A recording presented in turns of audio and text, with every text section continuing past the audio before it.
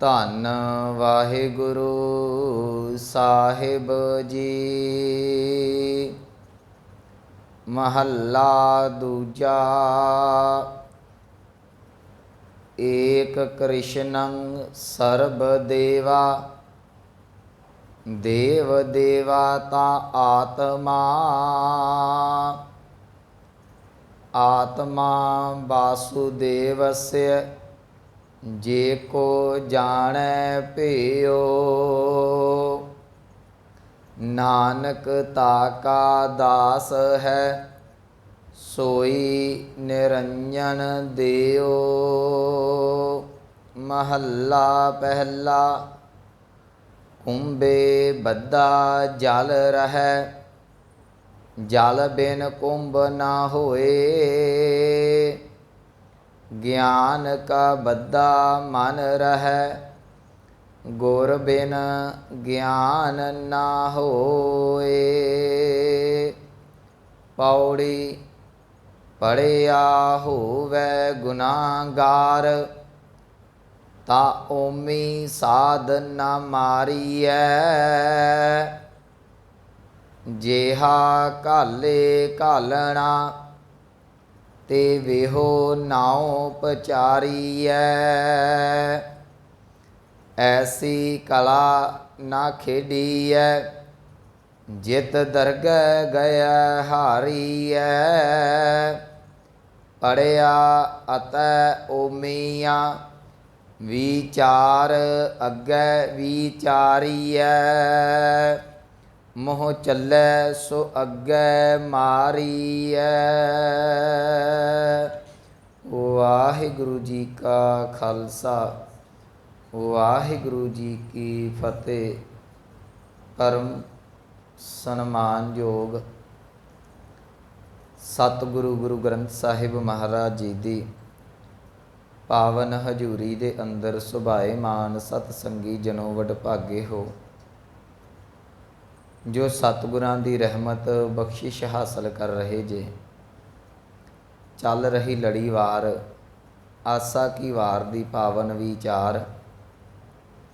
ਪਿਛਲੇ ਦਿਨਾਂ ਤੋਂ 12ਵੀਂ ਪੌੜੀ ਦੇ ਨਾਲ ਜੋ ਸ਼ਲੋਕ ਦਰਜ ਨੇ, ਉਹਨਾਂ ਦੀ ਵਿਚਾਰ ਪਰਾ ਆਰੰਭ ਹੈ, ਜਿਸ ਦੇ ਤਹਿਤ 3 ਸ਼ਲੋਕਾਂ ਦੀ ਵਿਚਾਰ ਆਪਾਂ ਕਰ ਚੁੱਕੇ ਹਾਂ।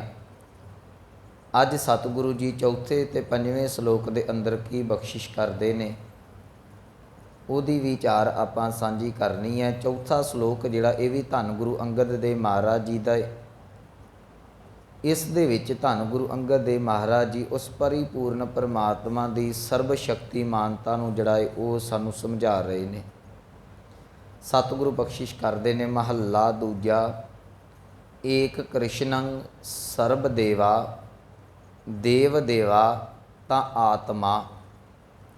ਇੱਥੇ ਕ੍ਰਿਸ਼ਨ ਸ਼ਬਦ ਜਿਹੜਾ ਹੈ, ਮੈਂ ਬੇਨਤੀ ਕਰਾਂ, ਇਹ ਪਰਮਾਤਮਾ ਦਾ ਲਖਾਇਕ ਹੈ।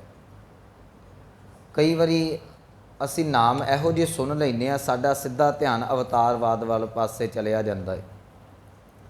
ਇਸੇ ਸ਼ਲੋਕ 'ਚ 2 ਸ਼ਬਦ ਵਰਤੇ ਨੇ, ਇੱਕ ਕ੍ਰਿਸ਼ਨ, ਇੱਕ ਵਾਸੂਦੇਵस्य, ਭਾਵ ਵਾਸੂਦੇਵ।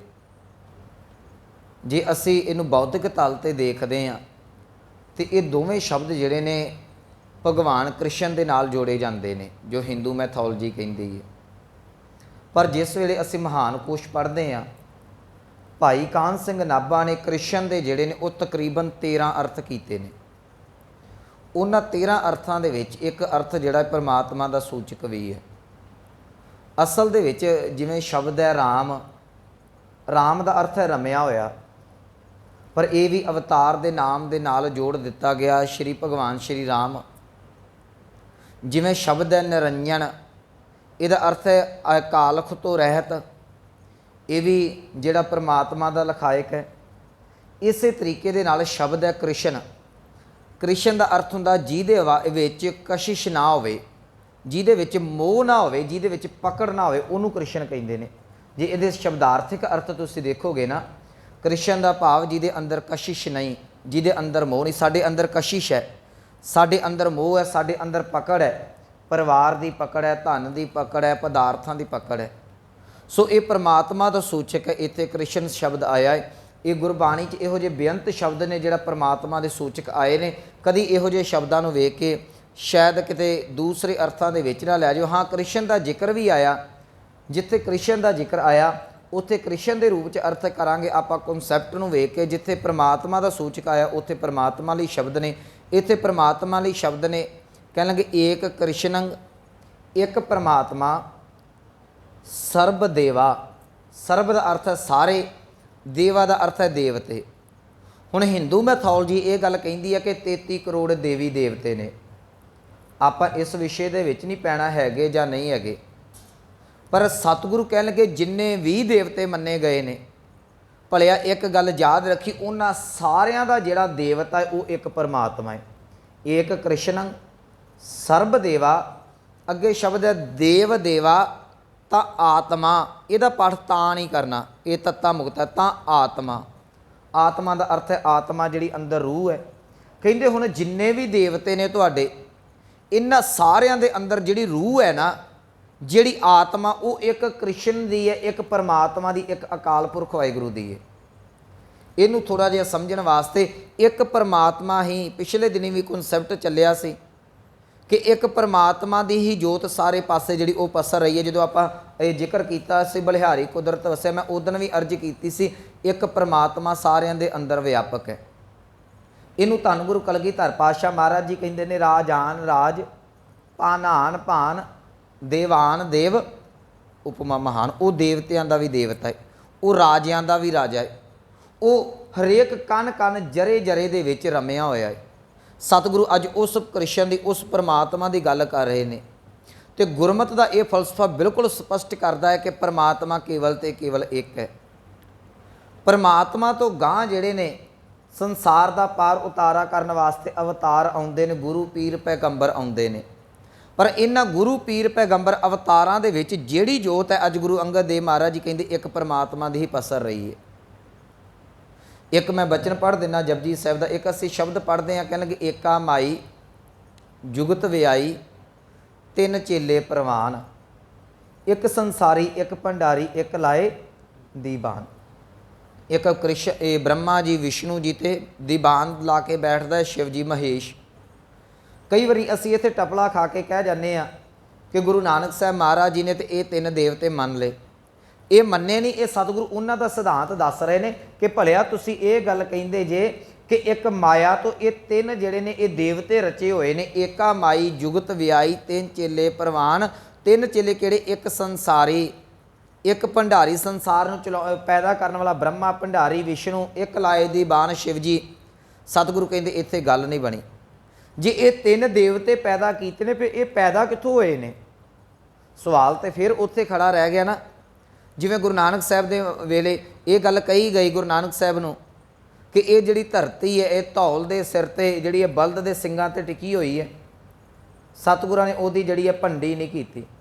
ਸਤਿਗੁਰੂ ਕਹਿੰਦੇ ਮੰਨ ਲੈਂਦੇ ਆ, ਜੇ ਧਰਤੀ ਨੂੰ ਬਲਦ ਨੇ ਚੁੱਕਿਆ ਹੋਇਆ ਤਾਂ ਮੰਨ ਲੈਂਦੇ ਆ, ਪਰ ਮੈਨੂੰ ਇਹ ਗੱਲ ਸਮਝਾ ਦਿਓ ਕਿ ਉਸ ਧਰਤੀ ਦੇ ਥੱਲੇ ਬਲਦ ਹੋਰ ਕਿਹੜੇ? ਉਹ ਧਰਤੀ ਕਿਹਦੇ ਆਸਰੇ ਖਲੋਤੀ ਹੋਈ ਹੈ?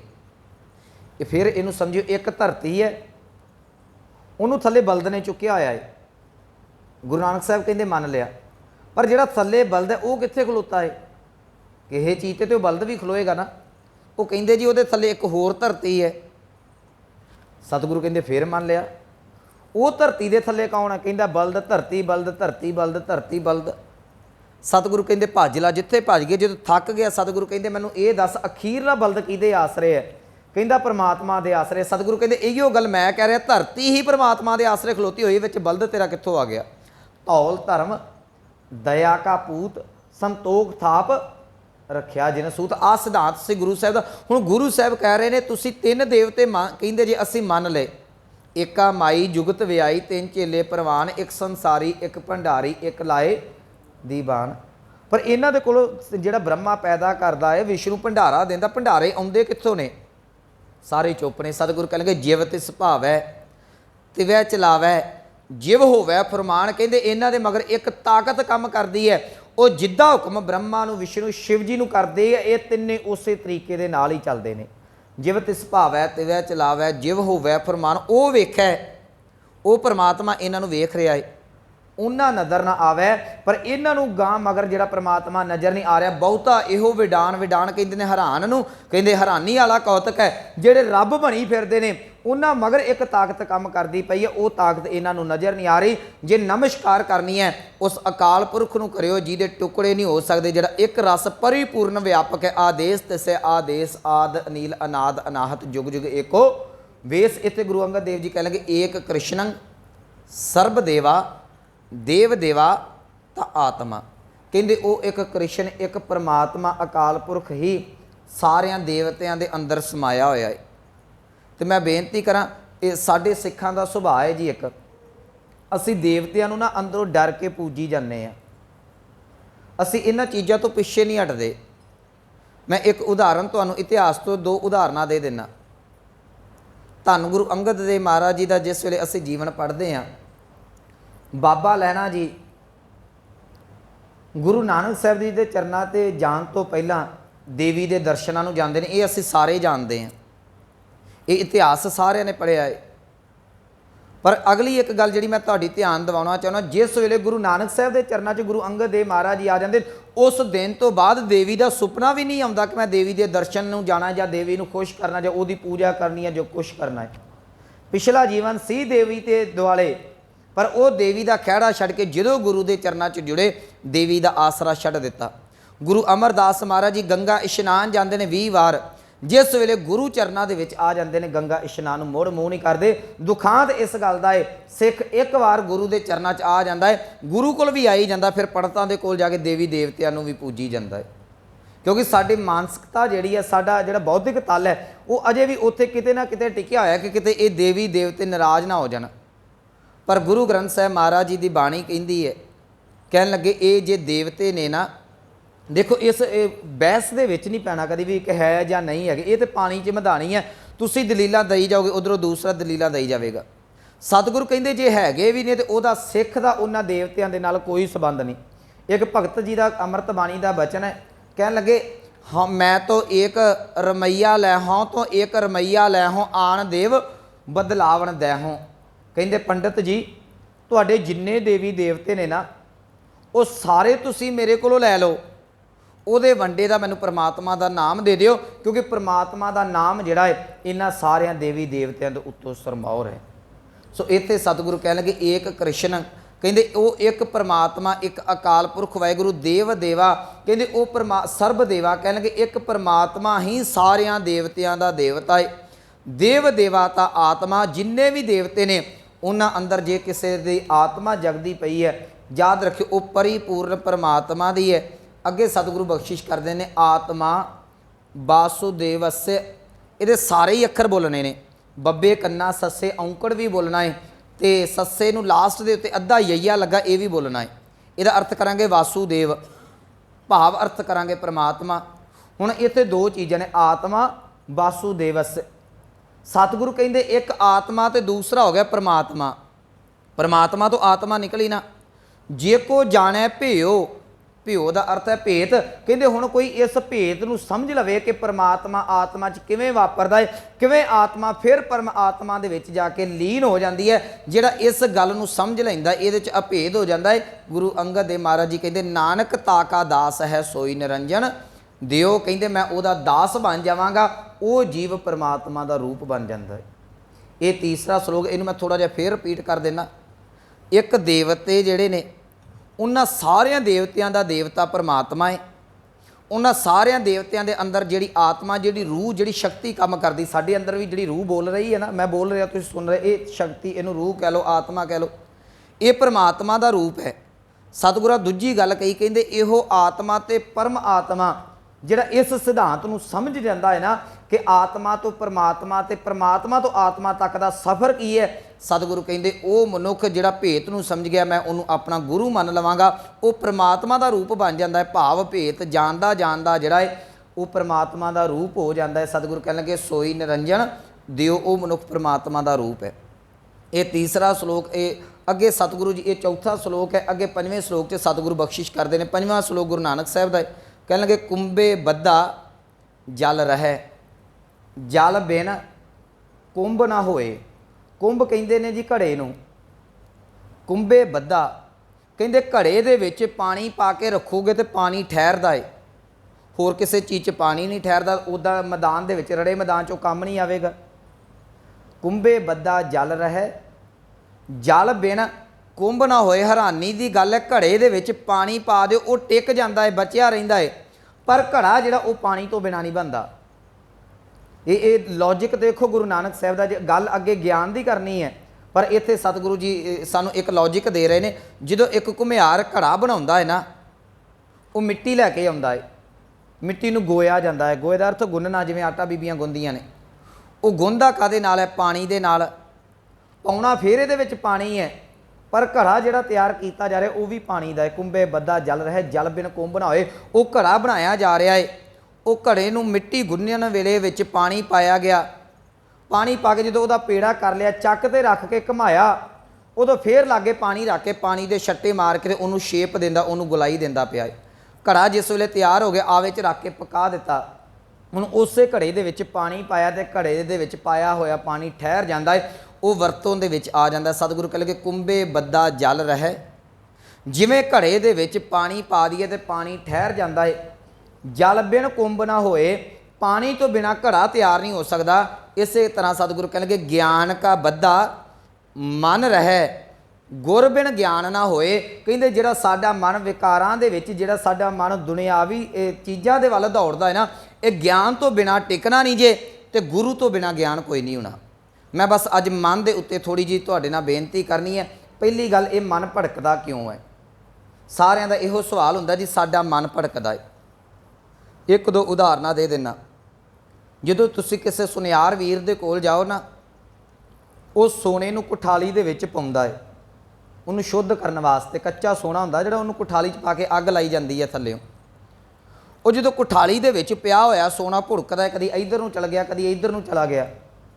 ਜਦੋਂ ਉਹਦੀ ਮੈਲ ਸੜ ਜਾਂਦੀ ਹੈ ਤੇ ਯਾਦ ਰੱਖਿਓ ਸੋਨਾ ਟਿਕ ਜਾਂਦਾ ਹੈ। ਸਾਡਾ ਮਨ ਅਜੇ ਮੈਲ ਦੇ ਨਾਲ ਭਰਿਆ ਹੋਇਆ ਹੈ। ਜਨਮ ਜਨਮ ਕੀ ਇਸ ਮਨ ਕੋ ਮਲ ਲਾਗੀ, ਕਾਲਾ ਹੋਆ ਸਿਆ। ਜਿਸ ਵੇਲੇ ਮਨ ਦੀ ਮੈਲ ਸੜ ਗਈ, ਯਾਦ ਰੱਖਿਓ ਇਹ ਆਪਣੇ ਆਪ ਹੀ ਇਹਨੇ ਟਿਕ ਜਾਣਾ ਹੈ। ਸਾਡਾ ਯਤਨ ਇਸੇ ਤਰੀਕੇ ਦਾ ਹੈ। ਇਹ ਕਈ ਵਾਰੀ ਅਸੀਂ ਇਹ ਪ੍ਰਚਾਰ ਕਰ ਦਿੱਤਾ ਜਾਂਦਾ ਜੀ, ਗੁਰੂ ਘਰ 'ਚ ਮਨ ਸਾਫ਼ ਕਰਕੇ ਆਓ, ਬਾਣੀ ਮਨ ਸਾਫ਼ ਕਰਕੇ ਪੜ੍ਹੋ। ਤੇ ਮੈਂ ਬੇਨਤੀ ਕਰਦਾ, ਜੇ ਮਨ ਹੀ ਸਾਫ਼ ਹੋ ਗਿਆ ਫਿਰ ਆਉਣ ਦਾ ਵੀ ਕੀ ਫਾਇਦਾ ਹੋਇਆ ਆਪਣਾ। ਇੱਕ ਮਰੀਜ਼ ਉਹ ਕਹਿੰਦਾ ਮੈਂ ਡਾਕਟਰ, ਜਾਂ ਡਾਕਟਰ ਕਹਿੰਦਾ ਮਰੀਜ਼ ਤਾਂ ਆਵੇ ਜੇ ਰਾਜੀ ਹੋਵੇ। ਤੇ ਜੇ ਮਰੀਜ਼ ਹੀ ਰਾਜੀ ਹੋ ਗਿਆ ਤੇ ਡਾਕਟਰ ਦੇ ਕੋਲ ਉਹਨੇ ਲੈ ਕੇ ਨਹੀਂ ਜਾਣਾ ਹੈ। ਡਾਕਟਰ ਦੇ ਕੋਲ ਮਰੀਜ਼ ਜਾਵੇਗਾ, ਡਾਕਟਰ ਦਵਾਈ ਦੇਵੇਗਾ, ਮਰੀਜ਼ ਰਾਜੀ ਹੁੰਦਾ ਹੈ। ਮਨੁੱਖ ਦਾ ਮਨ ਭੜਕਦਾ ਹੈ, ਗੁਰੂ ਕੋਲ ਆਉਂਦਾ ਹੈ, ਗੁਰੂ ਸ਼ਬਦ ਦਿੰਦਾ ਤੇ ਮਨ ਸ਼ੁੱਧ ਹੋ ਜਾਂਦਾ ਹੈ। ਜਿਹਨੂੰ ਅੰਮ੍ਰਿਤ ਬਾਣੀ ਦਾ ਫੈਸਲਾ ਹੈ, ਪ੍ਰਭ ਕੈ ਸਿਮਰਨ ਮਨ ਕੀ ਮਲ ਜਾਏ, ਅੰਮ੍ਰਿਤ ਨਾਮ ਰਿੱਧ ਮਾਹੇ ਸਮਾਏ। ਉਹਦੇ ਸਿਮਰਨ ਦੇ ਨਾਲ ਮੈਲ ਜਿਹੜੀ ਸੜਨੀ ਹੈ। ਤੇ ਸਾਡਾ ਇਹੋ ਜ਼ੋਰ ਲੱਗਾ ਹੁੰਦਾ ਹੈ ਕਿ ਮਨ ਟਿਕ ਜਾਵੇ ਤੇ ਬਾਣੀ ਪੜ੍ਹੀਏ। ਮਸਕੀਨ ਜੀ ਕਹਿੰਦੇ ਹੁੰਦੇ ਸਨ, ਬਾਣੀ ਪੜ੍ਹ ਤਾਂ ਜੋ ਮਨ ਟਿਕ ਜਾਵੇ। ਇਹਦੇ ਵਿੱਚ ਫਿਰ ਥੋੜ੍ਹੀ ਜਿਹੀ ਕੁੰਡੀ ਹੈ। ਅਸੀਂ ਕਹਿੰਦੇ ਹਾਂ ਮਨ ਟਿਕ ਜਾਵੇ ਬਾਣੀ ਪੜ੍ਹਦੇ। ਕਿਸੇ ਨੂੰ ਕਹੀਏ ਨਾ ਬਾਣੀ ਨਹੀਂ ਪੜ੍ਹਦਾ, ਤੂੰ ਅੰਮ੍ਰਿਤ ਨਹੀਂ ਛਕਦਾ, ਗੁਰੂ ਵਾਲਾ ਨਹੀਂ ਬਣਦਾ, ਕਹਿੰਦਾ ਜੀ ਮੇਰਾ ਮਨ ਅਜੇ ਟਿਕਦਾ ਨਹੀਂ। ਤੇ ਭਲਿਆ ਜੇ ਮਨ ਟਿਕ ਹੀ ਗਿਆ ਤੇ ਫਿਰ ਇਹ ਚੀਜ਼ ਦਾ ਲਾਭ ਕੀ ਹੋਇਆ? ਤੂੰ ਬਾਣੀ ਪੜ੍ਹ, ਤੂੰ ਅੰਮ੍ਰਿਤ ਛਕ, ਤੂੰ ਨਾਮ ਜਪ, ਤਾਂ ਜੋ ਤੇਰਾ ਮਨ ਟਿਕ ਸਕੇ। ਸਤਿਗੁਰੂ ਕਹਿਣ ਲੱਗੇ ਗਿਆਨ ਕਾ ਬੱਧਾ ਮਨ ਰਹੇ। ਮੈਂ ਜਿਹੜੀ ਬੇਨਤੀ ਕਰਨੀ ਚਾਹੁੰਦਾ, ਪਹਿਲੀ ਬੇਨਤੀ ਕਿ ਮਨ ਜਿਹੜਾ ਹੈ ਇਹ ਮੈਲ ਹੋਣ ਕਰਕੇ ਇੱਧਰ ਉੱਧਰ ਦੌੜਦਾ ਹੈ। ਅਗਲੀ ਬੇਨਤੀ ਕਰਾਂ, ਜਦੋਂ ਕੋਈ ਸਿੱਖ ਜਗਿਆਸੂ ਸ਼ਬਦ ਦਾ ਅਭਿਆਸ ਕਰਦਾ ਹੈ ਨਾ, ਅੱਗੇ ਸਤਿਗੁਰੂ ਕਹਿ ਲਗੇ ਗੁਰ ਬਿਨ ਗਿਆਨ ਨਾ ਹੋਏ। ਤੇ ਗੁਰੂ ਤੋਂ ਬਿਨਾਂ ਗਿਆਨ ਨਹੀਂ ਹੁੰਦਾ, ਜਿਹਦੇ ਨਾਲ ਜਿਹੜਾ ਇਹ ਮਨ ਟਿਕਣਾ ਹੈ। ਮਨ ਨੇ ਜਿਹੜਾ ਉਹ ਗਿਆਨ ਦੇ ਨਾਲ ਟਿਕਣਾ ਹੈ।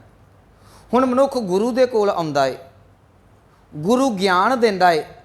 ਇੱਥੇ ਗਿਆਨ ਦੁਨਿਆਵੀ ਨਾ ਸਮਝਿਓ ਕਿ ਇੱਥੇ ਸ਼ਬਦਾਂ ਦਾ ਗਿਆਨ ਦੇ ਦਿੱਤਾ, ਚਲੋ ਮੈਂ ਕਥਾ ਕਰ ਦਿੱਤੀ, ਤੁਸੀਂ ਆਖੋ ਮੈਨੂੰ ਸ਼ਬਦ ਦੀ ਜਿਹੜੀ ਅਰਥਾਂ ਦਾ ਪਤਾ ਲੱਗ ਗਿਆ, ਇਹ ਗਿਆਨ ਹੋ ਗਿਆ। ਨਹੀਂ, ਇਹ ਗਿਆਨ ਨਹੀਂ।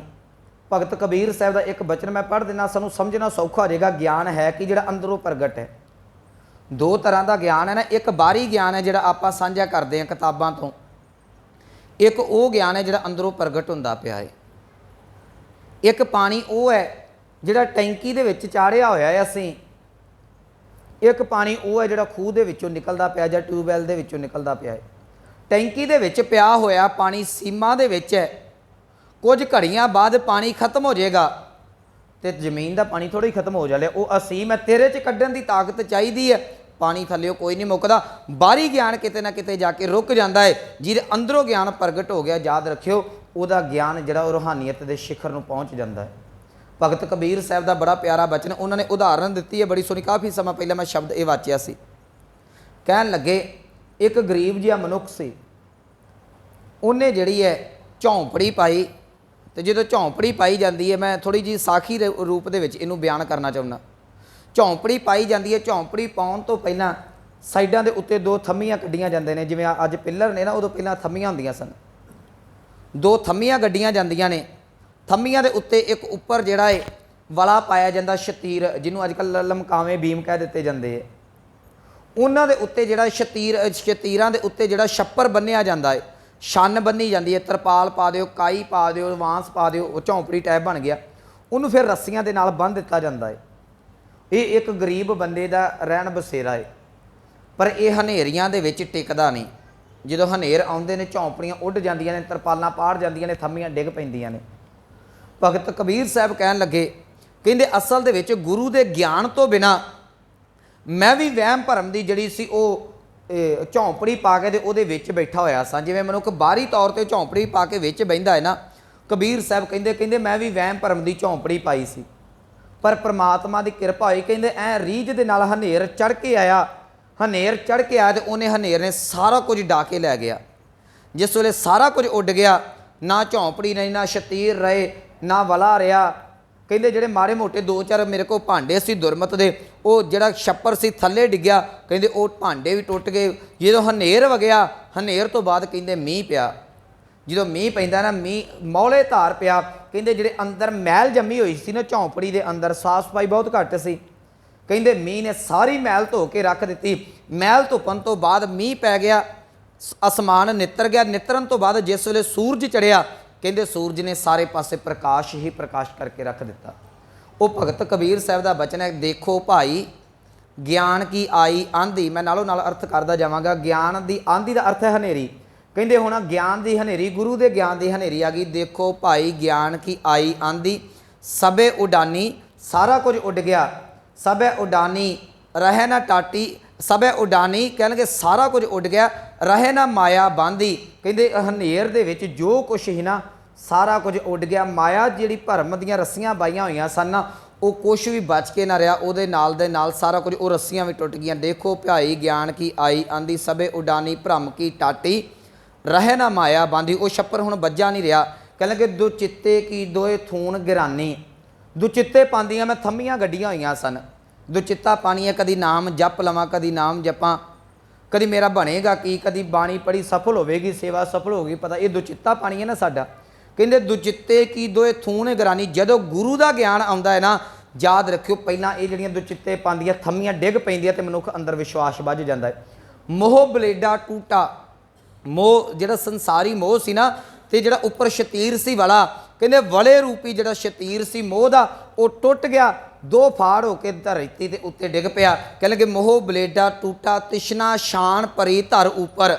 तृष्णा की जिहड़ी छन पाई हुई सी ना मैं, कहंदे वो धरती ते डिगी, दुरमत भांडा फूटा। कहंदे जिहड़े माड़े मोटे भांडे सन कच्चे पिल्ले, वो छन थले डिगी, डिगन दे सार वो भी भांडे दुरमत दे खत्म हो गए, टुट गए। आंधी पाछै हनेरी तो बाद जो जल बरखै, कहंदे हनेरी तो बाद मीह पिया, ते तेरा जन पीना। कहंदे परमात्मा जीओ तेरा सेवक उहदे विच भिज गया। कह कबीर मन भया प्रगासा उदय भाण, जब चीना चीना कहंदे ने प्रगट होण नूं, भाण कहंदे ने सूरज नूं। कहंदे मीह तो बाद जिस वेले सूरज आया, प्रकाश ही प्रकाश हो गया। जिस वेले गुरु के ज्ञान का मीह पिया, हिरदा प्रकाश के नाल भर गया। जिहड़ा मन इधर उधर भज्जिया फिरदा सी, वो एक दां ते गुरु ने फड़ के बन के रख दिता। जिन्हों इत्थे गुरु नानक साहब महाराज जी कहते हैं, ज्ञान का बद्दा मन रहे, गुर बिन ज्ञान ना होए। इत्थे एक मैं थोड़ी जी होर बेनती करना, थोड़ी डीपली ध्यान ना सुनियो। वैसे ये जिहड़ा मन है ना, इहदा अपना परिवार है। एक असीं जपजी साहब च शब्द पढ़ते हैं जी, तिथै घड़ीआ सुरत मत मन बुद्ध, ये चार चीज़ां ने। भाई वीर सिंह हुणां ने बुद्ध के अर्थ हंकार कीते ने। असल दे विच जिहड़ा साडा मन है ना, इत्थे सतगुरु कहंदे ज्ञान ने बनना है। मन सारे शरीर नूं कंट्रोल करी फिरदा जी। ये शरीर पंजां तत्तां दा है, पांच तत्त को तन रचियो। पर इन्हां पंजां तत्तां दे ਵਿੱਚ मन किते नहीं हैगा। मन असल दे विच साडे फुरनिਆਂ ਨੂੰ ਕਹਿੰਦੇ ਨੇ। मन च फुरने साडे चित्त च ख्याल आउंदे ना, ਅਸੀਂ ਕਹਿੰਦੇ ख्याल आया, ख्याल ਨੂੰ फुरना किहा ਜਾਂਦਾ है। फुरने ਦਾ ही मन बनदा है। ਜਦੋਂ ਕਨਸੈਪਟ ਇਕੱਠਾ हो गया 5-7 फुरने ਉਹ मन बन गया। ਹੁਣ ਮਨੁੱਖ ਦਾ ਮਨ ਜਿਹੜਾ ਹੈ ਉਹ ਕੋਈ ਕਈ ਤਰ੍ਹਾਂ ਦੇ ਫੁਰਨੇ ਬਣਾਉਂਦਾ ਹੈ, ਕਈ ਚੰਗੇ ਬਣਾਉਂਦਾ ਤੇ ਕਈ ਮਾੜੇ ਬਣਾਉਂਦਾ ਹੈ। ਮੰਨ ਲਓ ਅੱਖਾਂ ਨੇ ਕੰਮ ਵੇਖਣ ਦਾ ਕੀਤਾ, ਫੋਟੋਜ਼ ਦੇ ਤੀ, ਮਗਰ ਮਨ ਬੈਠਾ ਹੈ। ਮਨ ਉਹਨੂੰ ਮਲੀਨਤਾ ਦੇ ਵੱਲ ਲੈ ਜੇ, ਉਹਨੂੰ ਸਾਫ਼ ਵਾਲੇ ਪਾਸੇ ਲੈ ਜੇ, ਇਹ ਮਨ ਦਾ ਕੰਮ ਹੈ। ਕੰਨਾਂ ਦਾ ਕੰਮ ਸੁਣਨਾ ਹੈ, ਕੰਨ ਮਲੀਨਤਾ ਵਾਲੇ ਪਾਸੇ ਲੈ ਜਾਣ, ਪੰਨ ਸਫਾਈ ਵਾਲੇ, ਇਹ ਮਨ ਦਾ ਕੰਮ ਹੈ। ਪੈਰ ਚੱਲਦੇ ਨੇ, ਹੱਥ ਜੋ ਵੀ ਹੈ, ਇਹਨੂੰ ਮਨ ਕੰਟਰੋਲ ਕਰਕੇ ਬੈਠਾ ਹੈ। ਤੇ ਅਰਦਾਸ ਦੇ ਵਿੱਚ ਇੱਕ ਸ਼ਬਦ ਵਰਤਿਆ ਜਾਂਦਾ ਜੀ, ਸਿੱਖਾਂ ਦਾ ਮਨ ਨੀਵਾਂ ਮਤ ਉੱਚੀ। ਉਹਦਾ ਕਾਰਨ ਇਹ ਸੀ, ਜੇ ਮਤ ਉੱਚੀ ਹੋਵੇਗੀ ਤੇ ਮਨ ਨੀਵਾਂ ਹੋਵੇਗਾ ਤੇ ਮਤ ਨੇ ਇਹਨੂੰ ਜਿਹੜੀ ਅੱਗੇ ਆਰਡਰ ਦੇਣਾ ਵੀ ਤੂੰ ਇਹਨੂੰ ਪ੍ਰੈਕਟੀਕਲ ਕਰਨਾ ਜਾਂ ਨਹੀਂ। ਜੇ ਮਤ ਉੱਚੀ ਹੋਈ, ਮਨ ਨੀਵਾਂ ਹੋਇਆ, ਗੁਰੂ ਵਾਲੇ ਪਾਸੇ ਜਾਏਗਾ। ਜੇ ਮਤ ਤੇਰੀ ਨੀਵੀਂ ਹੋ ਗਈ, ਮਨ ਉੱਚਾ ਹੋ ਗਿਆ ਤੇ ਤੂੰ ਮਨ ਮੁਖਤਾਈ ਵਾਲੇ ਪਾਸੇ ਜਾਏਗਾ। ਇਹਨੂੰ ਹੁਣ ਥੋੜ੍ਹਾ ਜਿਹਾ ਸਮਝ ਲਿਓ ਮਨ ਕਿਵੇਂ ਕੰਮ ਕਰਦਾ ਹੈ। ਮਨ ਜਿਹੜਾ ਹੈ, ਜੋ ਵੀ ਇਹਨੇ ਅੰਦਰ ਫੋਟੋਜ਼ ਲੈ ਗਿਆ, ਜੋ ਵੀ ਇਹਨੇ ਡਾਟਾ ਇਕੱਠਾ ਕਰ ਲਿਆ ਸਾਰਾ ਹੀ, ਕੰਨਾਂ ਦੇ ਨਾਲ, ਅੱਖਾਂ ਦੇ ਨਾਲ, ਮੂੰਹ ਦੇ ਨਾਲ, ਆਪਣੀ ਤਵਚਾ ਦੇ ਨਾਲ, ਚਮੜੀ ਦੇ ਨਾਲ, ਇਹ ਸਾਰਾ ਕੁਝ ਖੜ ਕੇ ਤੇ ਮਤ ਨੂੰ ਦਿੰਦਾ ਹੈ। ਅਜੇ ਫੁਰਨਾ ਉੱਠਿਆ, ਇਹਨੇ ਜਾ ਕੇ ਮਤ ਨੂੰ ਦੇ ਦਿੱਤਾ। ਮਤ ਨੂੰ ਕਹਿੰਦਾ ਮੈਂ ਆਹ ਕੁਝ ਵੇਖ ਕੇ ਆਇਆ, ਆਹ ਕੁਝ ਸੁਣ ਕੇ ਆਇਆ, ਚੱਲ ਇਹਦਾ ਪ੍ਰੈਕਟੀਕਲ ਕਰੀਏ। ਫੁਰਨਾ ਬਣਿਆ ਨਾ। ਹੁਣ ਜੇ ਮਤ ਗੁਰੂ ਵਾਲੀ ਹੈ, ਮਤ ਉਹਨੂੰ ਮੋੜ ਦਿੰਦੀ ਹੈ, ਕਹਿੰਦੀ ਨਹੀਂ ਤੂੰ ਵਾਪਸ ਚਲਿਆ ਜਾ, ਸਵੇਰੇ ਸ਼ਬਦ ਕੀ ਪੜਿਆ ਸੀ, ਕੰਮ ਕਿਹੋ ਜਿਹੇ ਕਰਦਾ ਪਿਆ ਹੈ, ਉਹਦਾ ਫੁਰਨਾ ਤੇ ਬਣਦਾ ਹੈ। ਫੁਰਨਾ ਪ੍ਰੈਕਟੀਕਲ ਨਹੀਂ ਦਾ। ਜੇ ਮਤ ਨੀਵੀਂ ਹੋਵੇ, ਮਤ ਭੈੜੀ ਹੈ, ਕਹਿੰਦਾ ਚੱਲ ਜੇ ਤੂੰ ਸਕੀਮ ਲਾਈ ਹੈ ਚੋਰੀ ਕਰਨ ਦੀ, ਮਤ ਪ੍ਰੇਰਦੀ ਹੈ, ਫਿਰ ਮਨੁੱਖ ਪ੍ਰੈਕਟੀਕਲ ਕਰਕੇ ਤੇ ਚੋਰੀ ਕਰਕੇ ਉਹਦੇ ਵਿੱਚ ਫਸ ਜਾਂਦਾ ਹੈ। ਮਨ ਤੋਂ ਅੱਗੇ ਮਤ ਤੋਂ ਅੱਗੇ ਬਾਅਦ ਦੇ ਵਿੱਚ ਜਾ ਕੇ ਜਿਹੜਾ ਹੈ ਇਹ ਆਪਣੇ ਹੰਕਾਰ ਵਾਲੇ ਪਾਸੇ ਨੂੰ ਜਾਂਦਾ ਹੈ। ਮਨ, ਬੁੱਧ, ਚਿੱਤ, ਹੰਕਾਰ। ਚਿੱਤ ਸਾਡਾ ਜਿਵੇਂ ਸਟੋਰੇਜ ਲਾ ਲਈਏ, ਉਹ ਚਿੱਤ ਦੇ ਵਿੱਚ ਸਾਰਾ ਕੁਝ ਪਿਆ ਹੋਇਆ ਹੈ।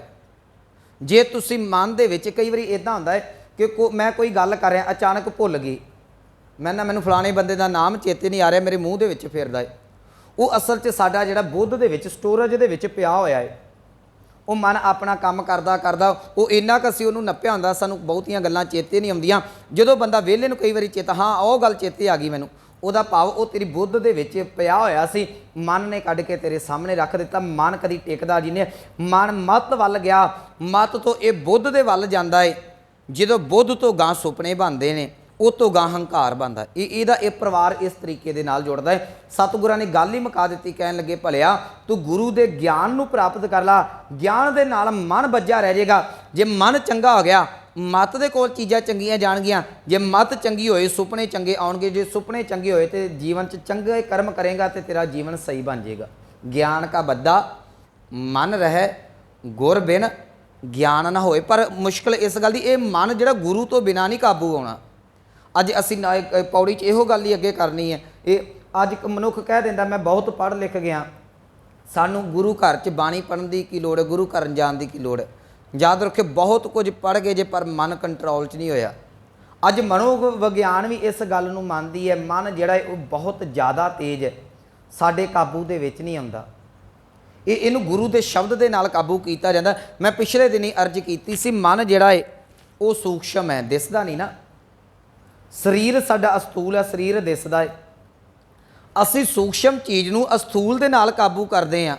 ਸਤਿਗੁਰੂ ਕਹਿੰਦੇ ਜੇ ਮਨ ਸੂਖਸ਼ਮ ਹੈ, ਗੁਰੂ ਦਾ ਸ਼ਬਦ ਵੀ ਸੂਖਸ਼ਮ ਹੈ, ਤੂੰ ਮਨ ਨੂੰ ਗੁਰੂ ਦੇ ਸ਼ਬਦ ਦੇ ਨਾਲ ਕੰਟਰੋਲ ਕਰ ਲਾ। ਗੁਰੂ ਦੇ ਸ਼ਬਦ ਦੇ ਨਾਲ ਜਿਹੜਾ ਇਹ ਮਨ ਇੱਕ ਥਾਂ ਤੇ ਟਿਕ ਜਾਵੇਗਾ। ਗਿਆਨ ਕਾ ਬੱਦਾ ਮਨ ਰਹੇ ਗੁਰ ਬਿਨ ਗਿਆਨ ਨਾ ਹੋਏ। ਇਹ ਜਿਹੜਾ ਗਿਆਨ ਹੈ ਇਹ ਗੁਰੂ ਤੋਂ, ਇਹ ਰੂਹਾਨੀਅਤ ਤੋਂ ਅੰਦਰੋਂ ਪ੍ਰਗਟ ਹੁੰਦਾ ਹੈ। ਇਹ 5 ਸ਼ਲੋਕ ਨੇ, ਅੱਗੇ ਬਚੀ ਹੈ ਪੌੜੀ, ਮੇਰੇ ਕੋਲ 5 ਮਿੰਟ ਨੇ, ਮੈਂ ਇਹਦੀ ਵਿਚਾਰ ਕਰ ਦੇਣੀ ਹੈ। ਅੱਗੇ ਸਤਿਗੁਰੂ ਕਹਿ ਲਗੇ ਪੌੜੀ, ਇਹਦੇ ਵਿੱਚ 5 ਸ਼ਲੋਕਾਂ ਦੇ ਵਿੱਚ ਮੈਂ ਥੋੜ੍ਹਾ ਜਿਹਾ ਰਿਪੀਟ ਕਰ ਦੇਣਾ। ਪਹਿਲੇ ਸ਼ਲੋਕ ਦੇ ਵਿੱਚ ਸਤਿਗੁਰਾਂ ਨੇ ਕਿਹਾ ਕਿ ਮਨੁੱਖ ਨੂੰ ਸੁੱਖ ਤੋਂ ਰੋਗ ਪੈਦਾ ਹੁੰਦੇ ਨੇ, ਤੇ ਰੋਗ ਜਿਹੜੇ ਪੈਦਾ ਹੋ ਗਏ ਉਹ ਫਿਰ ਦੁੱਖ ਦਾਰੂ ਬਣ ਕੇ ਆਉਂਦੇ ਨੇ। ਦਾਰੂ ਦੇ ਵਿੱਚੋਂ ਨਿਕਲਿਆ ਹੋਇਆ ਸੁੱਖ ਮਨੁੱਖ ਨੂੰ ਕਦੀ ਦੁਬਾਰਾ ਦੁਖੀ ਨਹੀਂ ਹੋਣ ਦਿੰਦਾ। ਦੁੱਖ ਦਾਰੂ, ਸੁੱਖ ਰੋਗ ਪਿਆ। ਉਸ ਤੋਂ ਦੂਸਰਾ ਸ਼ਲੋਕ ਅਸੀਂ ਆਪਾਂ ਪੜ੍ਹਿਆ ਸੀ ਕਿ ਸਤਿਗੁਰਾਂ ਨੇ ਕਿਹਾ ਹੇ ਪ੍ਰਭੂ ਤੂੰ ਸੱਚਾ ਹੈ, ਤੇਰੀ ਸਿਫਤ ਸੱਚੀ ਹੈ, ਜਿਹੜਾ ਕਰਦਾ ਉਹਦਾ ਪਾਰ ਉਤਾਰਾ ਹੋ ਜਾਂਦਾ ਹੈ। ਤੀਸਰੇ ਸ਼ਲੋਕ ਦੇ ਵਿੱਚ ਗਿਆ ਕਿ ਸਭ ਤੋਂ ਸ੍ਰੇਸ਼ਟ ਧਰਮ ਹੈ ਮਨੁੱਖ ਪਰਮਾਤਮਾ ਦਾ ਨਾਮ ਜਪੇ।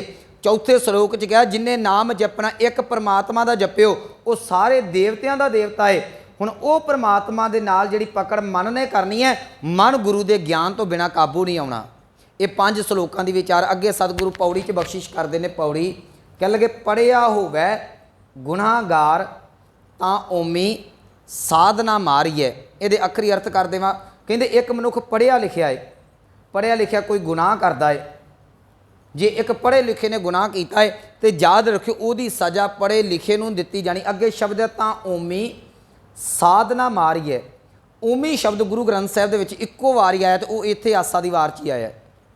इनू थोड़ा जिहा समझ लियो। ओमी शब्द के साडे विद्वानां ने अर्थ कीते ने अनपढ़, पर इहदा अर्थ इदां अनपढ़ नहीं बनदा। ओमी शब्द जिहड़ा अरबी भाषा का है, अरबी भाषा दे विच ओम शब्द है। ओम का अर्थ हुंदा जी माँ।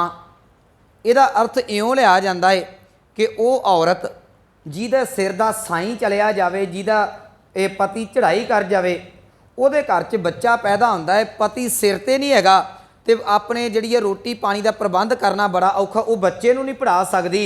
बच्चा जिवें माँ के पेटों पैदा होया उदां दा ही बाहर दुनिया ते रह गया, भाव प्यो सिर ते नहीं सी, माँ पढ़ा ना सकी। वो सतगुरु कहंदे अनपढ़ दा अनपढ़ ही रह गया, उहनूं ओम कहा जांदा। ओम का अर्थ है माँ, ओमी का अर्थ करांगे वो बच्चा जिहड़ा जिवें दा जम्मिया उदां दी ही जिंदगी बतीत कर लिया, भाव अर्थ करांगे इहदा अनपढ़। ये अरबी तो आया हुआ शब्द है। सो सीधा अनपढ़ अर्थ नहीं आप करना, सीधा अनपढ़ रट्टा लाओगे तो तुहानूं भुल जाएगा। इस करके मेरे मन च हुंदा भी जिहड़ा शब्द उहनूं लभ के आपां साझा कीता जावे। सतगुरु कहंदे पढ़िया होवे गुनहगार, गुनाहगार कहंदे एक मनुख ने गुनाहगार है, गलती कीती है, वो बड़ा पढ़िया लिखिया है, तो परमात्मा की दरगाह दे विच तुहाडी पढ़ाई नहीं जे चलनी तां ओमी साधना मारीए। कहंदे जिहड़ा ओमी मनुख है, जिहड़ा अनपढ़ है, वो इस गल तो डरे ना कि किते मैनूं अनपढ़ नूं आ पढ़िया लिखिया ना फसा दे। इत्थे हुंदा है ना, क्योंकि धर्म का विषय चल रहा है। इत्थे पढ़े लिखे जिहड़े विद्वान ने साडे वर्गे वो ठेका चुकी फिरदे ने धर्म का। वो कहंदे ने जिहड़ा माड़ा बंदा जिन्होंने पढ़ना नहीं आउंदा वो तो गया सीधा नरकां नूं, पढ़े लिखे नूं कह देंदे जिहदे कोल 4 पैसे हुंदे ने कोई गल तूं स्वर्गां दी टिकट पक्की। सतगुरु कहंदे भलिया तेरियां पढ़ाइयां तेरियां चलाकियां इत्थे रह जाणियां ने। परमात्मा की दरगाह च जे पढ़िया लिखिया गुनाहगार है, जे पढ़िया लिखिया पाप करदा उहदी सज़ा उन्नूं मिलेगी। जे अनपढ़ बेकसूर है उन्नूं घबराउण दी लोड़ नहीं, उन्नूं मार नहीं पवेगी। मैं एक बेनती करां, जिहड़ी साडी विद्या ये दुनियावी है, इहदा काम दुनियावी है, रूहानीयत दे नाल कोई अर्थ नहीं जे इहदा हैगा। अज चलो साडियां यूनीवर्सिटियां PhD कराउंदियां, कोई गुरु ग्रंथ साहिब दे PhD करदा, कोई किस ते मुबारक है, जिन्ना मर्जी पढ़ी जाओ, पर यह PhD रूहानीयत वाले पासे नहीं चलनी। उत्थे तेरा नाम जपिया ही चलना है। जो प्राणी गोबिंद ध्यावै पढ़िया अनपढ़िया परमगत पावे। जे तू नाम जपदा है, भावें तू डॉक्टर प्रोफैसर है, बेशक तू अनपढ़ है, इस गल का कोई मसला नहीं है। जपिया नाम ही तेरा जिहड़ा परमात्मा दर ते कबूल है। पढ़िया होवै गुनाहगार, सतगुरु कहंदे एक पढ़िया मनुख गुनाहगार चलाकियां दे नाल तां ओमी साधना मारीए। वो अपनी जगह दुनियावी तौर पर अनपढ़ बंदे नूं फसा सकदा है, पर परमात्मा की दरगाह च नहीं जे तुसीं किसी नूं फसा सकदे। जेहा घाले घालना, घाले का अर्थ काम, कहंदे जेहो जिहा तू काम करेगा, जेहो जे तू कर्म करेगा तो वेहो नाम पचारीए। कहंदे उदां दा मनुख का नाम पै जांदा है। इन्हें मैं थोड़ा जिहा तुहानूं सौखा समझा। कई बारी ना कुछ मनुखां नूं आदतां हुंदियां ने, उहदियां आदतां तो नाम पा दित्ते जांदे ने। कईयां नूं आदत हुंदी है बुੱਲ टुकन दी, उहदा उदां दा नाम पा दित्ता जांदा है। कोई जिहड़ा वो तुरदा अड्डी नूं तां चुक के उहदा अड्डी चुक नाम पा दित्ता जांदा। पिंडां 'च इदां दे बड़े नाम पाए हुंदे ने। कईयां दा विचारे सिर ते वाल कोई नहीं हुंदे, ये दाढ़ी ते मूँह ते दाड़ा कोई नहीं हुंदा, उहनां दा नाम खुत्थे पै जांदा है। वो इदां दे जिहड़े नाम ने अज भी पिंडां 'ਚ तुहानूं मिलणगे। सतगुरु कहंदे जिहो जे तू कर्म करेगा ना, एक मनुख रब की बंदगी करदा उहदा नाम भगत पै जांदा। इसे कहते हैं बंदा साधु है, बंदा भगत है। एक बंदा अग वांग जिहड़ा हर वेले लाल होया रहिंदा है ते जहर घोलदा रहिंदा है, असीं कहंदे बंदा निरा सप है। जिहो जे कर्म करोगे सतगुरु कहंदे उहो जिहा तेरा नाम पा के लोग तैनूं सद्दिया करनगे। ते सच्ची गल है, साडे सारिਆਂ दे कोई ना कोई नाम लोगों ने पाए हुंदे ने। साडे मूँह ते नहीं कहंदे, पिठ पिछे उहिओ नाम रखे हुंदे ने। इस चीज़ नूं असीं प्रवान करिए। ठीक है, तुसीं जिन्ने मर्जी स्मार्ट बन के घरों निकल जाओ, नाम साडे पुट्ठे पए हुंदे ने सारे। सतगुरु कहंदे जिहो जे कर्म ने उहो जिहा तेरा नाम पै जाएगा। जिहा घाले घालना ते वेहो नाउ पचारीए। ऐसी कला ना खेडी है। कहंदे कला दा अर्थ है बाजी। कहंदे इहो जी बाजी ना कोई पा, जित दरगाह गया हारीए। जिहड़ी बाजी दे नाल जदों मालक की दरगाह 'च जावेगा उत्थे तैनूं हार ना पै जावे। इहो जे कर्म ना करया कर जिन्हों गुरु अमरदास महाराज जी कहंदे ऐसा काम मूले ना कीचै जित अंत ਪਛਤਾਈਏ। ਵੇਖੀ ਇਹੋ ਜਿਹਾ ਕਰਮ ਨਾ ਕਰੀ ਜਿਹਦੇ ਨਾਲ ਪ੍ਰਮਾਤਮਾ ਦੀ ਦਰਗਾਹ ਦੇ ਵਿੱਚ ਮਾਰ ਖਾਣੀ ਪੈ ਜੇ। ਸਤਿਗੁਰ ਕਹਿਣਗੇ ਪੜ੍ਹਿਆ ਅਤੇ ਓਮੀਆਂ, ਪੜ੍ਹਿਆ ਅਤੇ ਅਨਪੜ੍ਹ ਵਿਚਾਰ ਅੱਗੇ ਵਿਚਾਰੀਏ। ਜਿਹੋ ਜਿਹੇ ਕਰਮ ਕਰੇਗਾ ਉਹੋ ਜਿਹੇ ਕਰਮਾਂ ਦੀ ਵਿਚਾਰ ਪ੍ਰਮਾਤਮਾ ਦੀ ਦਰਗਾਹ ਦੇ ਵਿੱਚ ਤੇਰੀ ਜਾ ਕੇ ਹੋਵੇਗੀ। ਮੋਹ ਚੱਲੇ ਸੋ ਅੱਗੇ ਮਾਰੀਏ। ਸਤਿਗੁਰੂ ਕਹਿੰਦੇ ਮੋਹ ਚੱਲੇ, ਜਿਹੜਾ ਆਪਣੇ ਮੂੰਹ ਨੂੰ ਰੱਖ ਕੇ ਸਾਹਮਣੇ ਚੱਲਦਾ ਮਨੁੱਖ ਹੈ, ਜਿਹੜਾ ਮਨ ਮਰਜ਼ੀਆਂ ਕਰਦਾ ਮਨਮੁਖ ਹੈ, ਕਹਿਣਗੇ ਸੋ ਅੱਗੇ ਮਾਰੀਏ। ਕਹਿੰਦੇ ਉਹਨੂੰ ਦਰਗਾਹ ਦੇ ਵਿੱਚੋਂ ਮੂੰਹ ਤੇ ਜੁੱਤੀਆਂ ਪੈਂਦੀਆਂ ਨੇ। ਜੇ ਤੁਸੀਂ ਗੁਰੂ ਦੀ ਮੱਤ ਲੈ ਕੇ ਜਾਓਗੇ ਤੇ ਬਾਣੀ ਕਹਿੰਦੀ ਹੈ ਰੇ ਰੇ ਦਰਗਹਿ ਕਹੇ ਨਾ ਕਹੂ, ਆਓ ਬੈਠ ਆਦਰ ਸਭ ਦਿਓ। ਜਿਹੜਾ ਮਨਮੁਖ ਮਨੁੱਖ ਹੈ, ਮਨ ਮਰਜ਼ੀਆਂ ਕਰਦਾ ਹੈ, ਸਤਿਗੁਰੂ ਕਹਿੰਦੇ ਮੋਹ ਚੱਲੇ, ਇੱਥੇ ਮਨ ਮਰਜ਼ੀਆਂ ਕਰੀ ਜਾ, ਆਪਣੇ ਮੂੰਹ ਦੀ ਪਗਾਈ ਜਾ, ਸੋ ਅੱਗੇ ਮਾਰੀਏ। ਯਾਦ ਰੱਖੀ ਪ੍ਰਮਾਤਮਾ ਦੀ ਦਰਗਾਹ ਦੇ ਵਿੱਚ ਤੇਰੇ ਮੂੰਹ ਤੇ ਜਿਹੜੀਆਂ ਨੇ ਉਹ ਜੁੱਤੀਆਂ ਪੈਣਗੀਆਂ। ਸੋ ਇਹ ਸੀ 12ਵੀਂ ਪੌੜੀ ਨਾਲ ਲੱਗਦੇ ਹੋਏ ਸਲੋਕਾਂ ਦੀ ਵਿਚਾਰ। ਸਮੁੱਚਾ ਤੱਤ ਭਾਵ ਇਹ ਹੈ ਕਿ ਪ੍ਰਮਾਤਮਾ ਦਾ ਨਾਮ ਹੀ ਸਾਡਾ ਭਲਾ ਕਰੇਗਾ। ਨਾਮ ਜਪਣ ਵਾਸਤੇ ਤੇਰਾ ਪੜ੍ਹਿਆ ਤੇ ਅਨਪੜ੍ਹਿਆ ਹੋਣ ਦਾ ਕੋਈ ਲਾਭ ਨਹੀਂ ਹੈ। ਤੂੰ ਪੜ੍ਹਿਆ ਤਾਂ ਵੀ ਮੁਬਾਰਕ ਹੈ, ਨਹੀਂ ਪੜ੍ਹਿਆ ਤਾਂ ਵੀ ਮੁਬਾਰਕ ਹੈ। ਤੇਰੇ ਕਰਮ ਹੀ ਪ੍ਰਮਾਤਮਾ ਦੀ ਦਰਗਾਹ ਦੇ ਵਿੱਚ ਵੇਖੇ ਜਾਣਗੇ। ਇੰਨੀਆਂ ਬੇਨਤੀਆਂ ਪ੍ਰਵਾਨ ਹੋਈਆਂ, ਭੁੱਲਾਂ ਗਲਤੀਆਂ ਦੀ ਖਿਮਾ। ਆਓ ਪਾਵਨ ਪੰਕਤੀਆਂ ਦਾ ਜਾਪ ਸਰਵਣ ਕਰਕੇ ਸਮਾਪਤੀ ਕਰੀਏ। ਪੜ੍ਹਿਆ ਅਤੇ ਓਮੀਆਂ ਵਿਚਾਰ ਅੱਗੇ ਵਿਚਾਰੀਐ, ਮੋਹ ਚੱਲੇ ਸੋ ਅੱਗੇ ਮਾਰੀਐ। ਵਾਹਿਗੁਰੂ ਜੀ ਕਾ ਖਾਲਸਾ, ਵਾਹਿਗੁਰੂ ਜੀ ਕੀ